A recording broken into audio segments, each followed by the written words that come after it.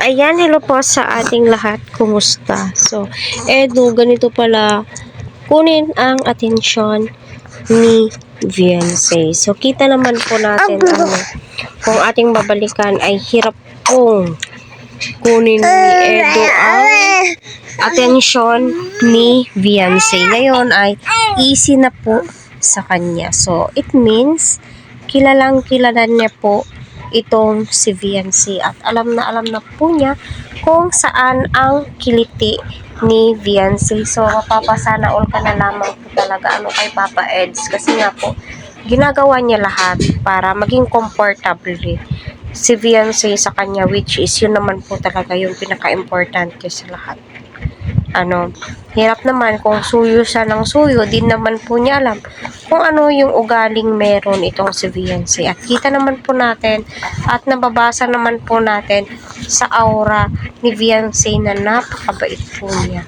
Diba, yun po yung mga nagugustuhan sa kanya ng kanyang mga supporters and especially ng kanyang mga sponsors at ni Kalinga Prab. So, hindi mo kailangan baguhin ang iyong sarili para magustuhan ka ng maraming tao. Kung papaano ka, kung sino ka, papaano ka manamit, kung ano yung mga galawan mo ay hindi mo kailangan baguhin di ba? Ipakita mo kung sino ka talaga. Kasi hindi kailangan na ikaw yung mag-adjust, di ba? Sila ang dapat na mag-adjust. Para lang sa akin, kasi alam niyo na sa panahon ngayon, napakadaming judgmental, di ba?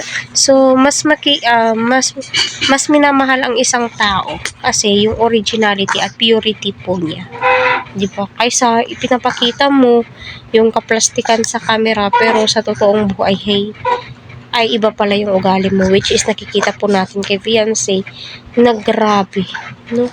Mula noon, mag-iisang taon na nga, ika nga ni Kalinga Prab, simula na tulungan niya si Beyonce, still, ganun at ganun pa rin po. Kaya si Edo, kuhang-kuha na po niya ang atensyon ni Beyonce.